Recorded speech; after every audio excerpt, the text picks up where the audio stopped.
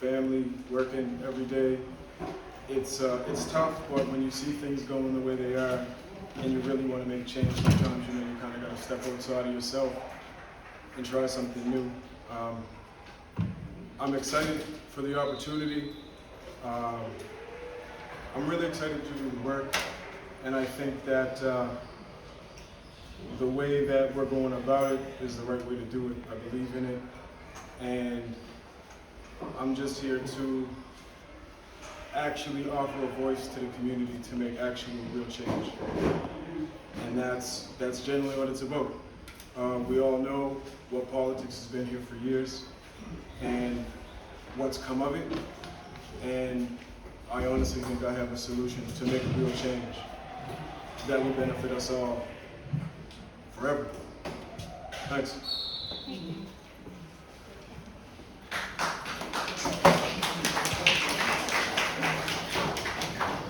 Okay, thank you. Thank you very much, candidates, for introducing yourselves. Now, as a moderator, I have a few questions to just get the meeting going. And there is a list going around if you wanted to print your name clearly, if you want to ask a question once I finish these questions here. So I'm going to start with Twila next of the PC. And my question is, Nova Scotia's primary care waitlist has nearly doubled since 2021. As of June the 13th, 2023, Nova Scotia's acute care units were at 96.3% capacity, with some units operating as high as 130 to 140% capacity. A February review of walk-in clinics found Nova Scotians waited 39 minutes longer to see a doctor in 2022 than they did the year before. How will you and your party attract more healthcare workers to the Preston area and provide the necessary funding to ensure equality of access and non-discriminatory, non-racist care for your constituents? Thank you. You're welcome. Oh, I'm sorry. With regards to healthcare, and of course, certainly, healthcare is certainly on everybody's agenda. And in terms of knocking on doors throughout this riding, Excuse me. Can we get the candidates to stand up because we can't really hear? Of course, thank you. You want me to do this one? Oh, okay. Sorry. You want me to stand up? Yes. Okay. Can you hear me okay? Okay. With regards to healthcare, and as I noted, healthcare is probably one of those issues that's at the top of everybody's list. And it certainly is a real concern with regards to healthcare.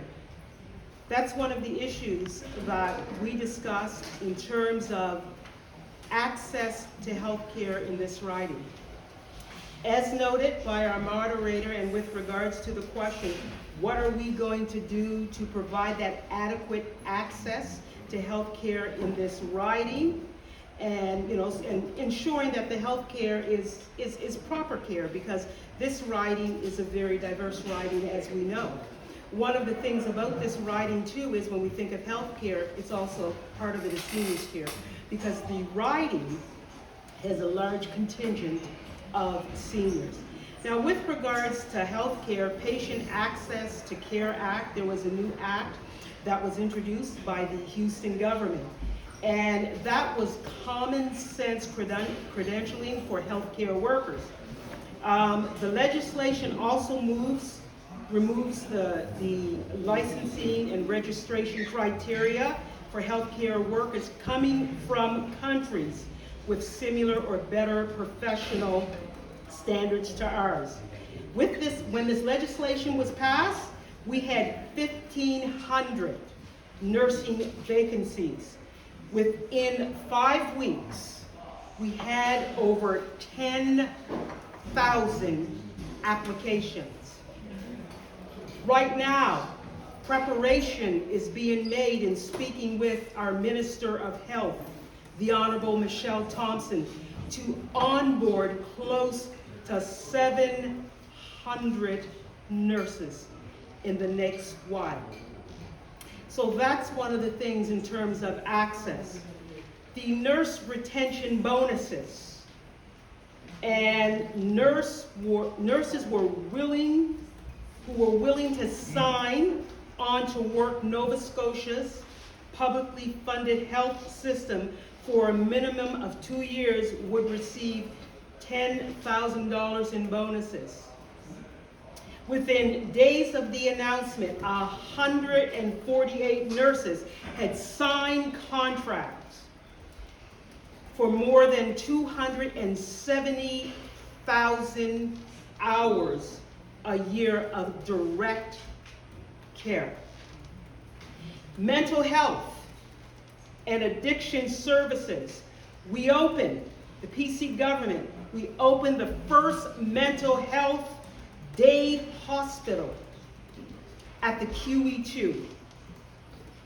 So those are some of the things that have been done thus far with respect to healthcare. I want to tell you that with respect to healthcare, the problem didn't get to where it has gotten now overnight. This has been building for some time.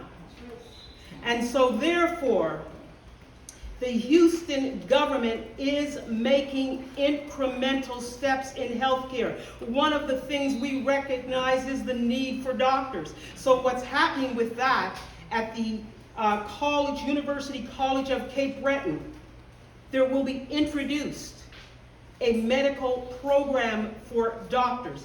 The idea is to retain folks for this province.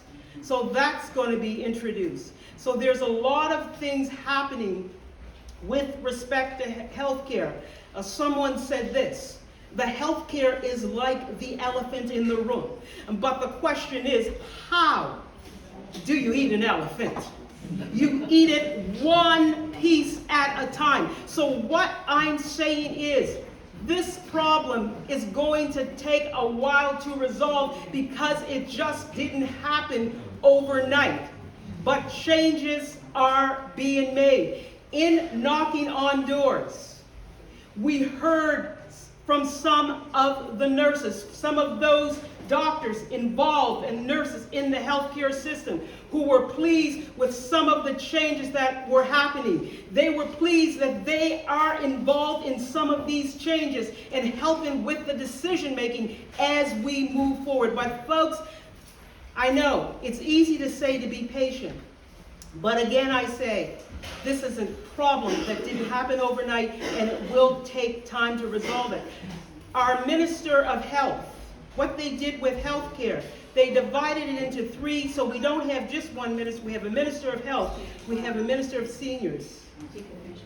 Okay, Minister of Seniors, and also a Seniors and Long-Term Care, and a Minister of Health, Mental Health. So it's huge, and so we continue to work at it. I thank you for listening, and thank you for the question and the opportunity.